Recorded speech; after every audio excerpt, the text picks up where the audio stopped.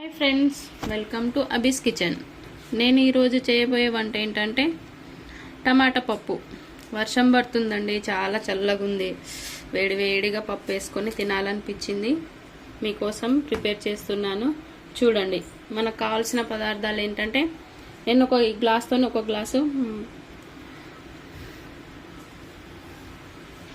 ఒక గ్లాస్ కందిపప్పు తీసుకున్నానండి. మనం దీన్ని ఏం చేసుకోవాలంటే ఒక హాఫ్ అన్ అవర్ ముందు ఒక బౌల్లో తీసుకొని వాటర్ పోసుకొని 2 టైమ్స్ కడుక్కొని నానబెట్టుకోవాలండి. ఇలా ఒక 2 టైమ్స్ కడిగి నానబెట్టుకోవాలండి. ఒక హాఫ్ అన్ అవర్ పక్కకు పెట్టుకోవాలి. ఆ తర్వాత మనం కావాల్సిన ఐటమ్స్ టమాటా, ఆనియన్స్ని కట్ చేసుకోవాలి.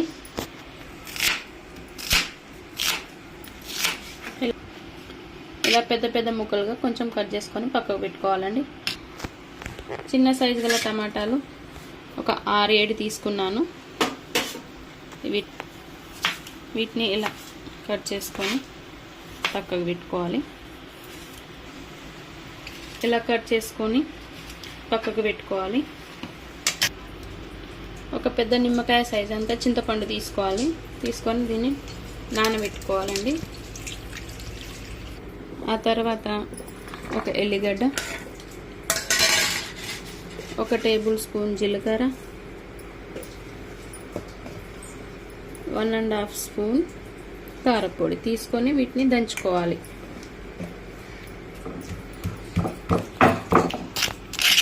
ఇలా పెద్ద పెద్దగా దంచేసుకొని పక్కకు పెట్టుకోవాలి. ఇప్పుడు ఒక కుక్కర్ తీసుకొని అందులో మనం నానబెట్టి పెట్టుకున్న పప్పును అందులో వేసుకోవాలి. చాలా బాగుంటుందండి. ఒకసారి ట్రై చేయండి. మీరు కూడా ట్రై చేసి నాకు కామెంట్లో పెట్టండి. మనం దీనికి సరిపడా వాటర్ ఒక కప్పుకు 2 కప్పులు తీసుకుంటే పప్పు చాలా మంచిగా ఉడికిపోతుందండి. 4-5 విజిల్స్ వచ్చే వరకు ఉంచితే చాలు. అందులో మనం మొదట దంచి పెట్టుకున్న కారం, ఎల్లిగడ్డ వేసుకోవాలి. ఆ తర్వాత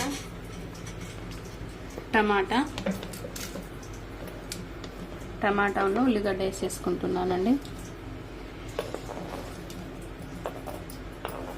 ఆ తర్వాత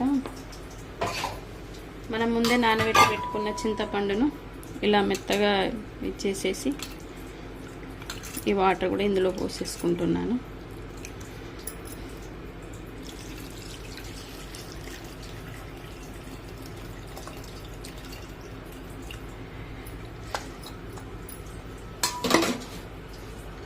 దీంట్లో సరిపడ పసుపు, కొంచెమంత ఆయిల్, అంటే పొంగు పైకి రాకుండా వాటర్ బయటికి పోకుండా ఆయిల్, సరిపడ ఉప్పు వేసుకోవాలండి. తక్కువైనా తర్వాత పోపులో చూసుకోవచ్చు. ఇలా అన్నీ వేసేసుకొని మూత పెట్టేసుకొని కుక్కర్ 4 లేదా 5 విజిల్స్ వచ్చే వరకు మనం స్టవ్ మీద పెట్టుకోవాలి. పెట్టేసుకొని 4 లేదా 5 విజిల్స్ వచ్చే వరకు ఉంచుకోవాలండి. ఆ తర్వాత పప్పు మంచిగా మెత్తగా ఉడుకుతుంది.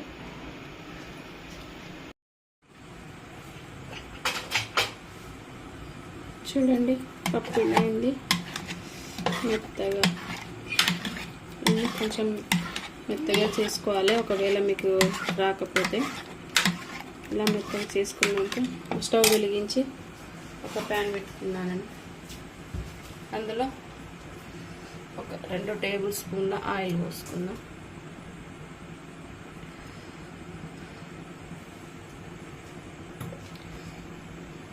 అందులో పోపు గింజలు తీసుకుందాం.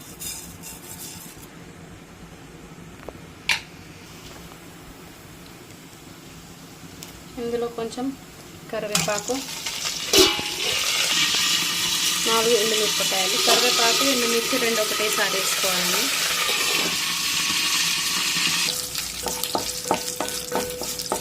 ఇందులో కొంచెం లైట్గా ఇంగువ వేసుకుందాం అండి.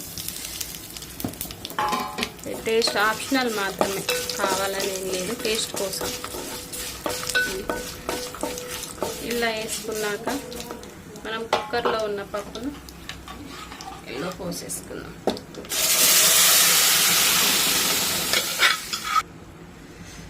మీరు కావాలనుకునే టమాటా పప్పు రెడీ.